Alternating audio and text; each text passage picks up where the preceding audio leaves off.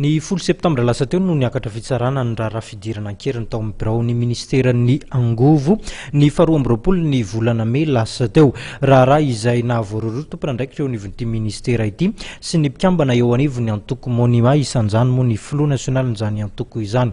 Androany no nivoaka ny didy ny akon'izay avy hatrany.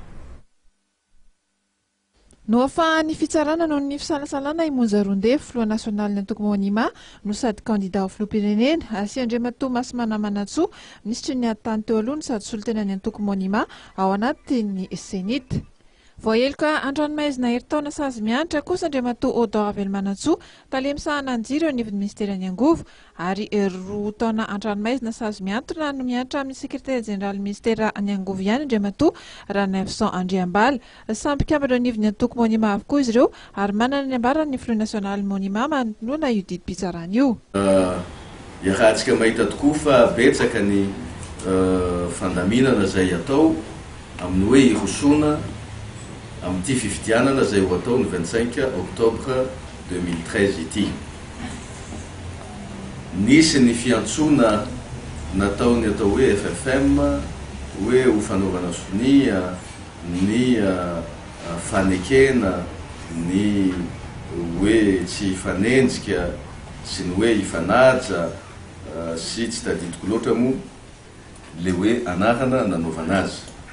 Manoloana an'izany anefa dia iarahantsika mahita fa betsaka ny tsy fanahan-dalàna ankoatran'le tsy fanahan-dalàna zay efa voalazako teo amin'ny article 167 fa ny candidat dia tsy tokony ho azo enjehana rehefa candidat amin'ny raha mpitsarana. Ankoatran'izay dia betsaka ny tsy fanahan-dalàna efa mitranga ary iarahantsika mahita ianareo mpanao gazety vavolombelona amin'izany. Kanefa moa dia tsy misy ny interpellation mahakasika an'izany fa dia ny candidat zay manara-dalàna indray no tadiavina hampanaovana sonia fa ny candidat tsy manara-dalàna dia tsy misy teny atao mahakasika an'izany. Ka manoloana an'izany rehetrarehetra zany dia nanao taratasy misokatra izahay na lettre ouverte ho an'ny présidenteny senita.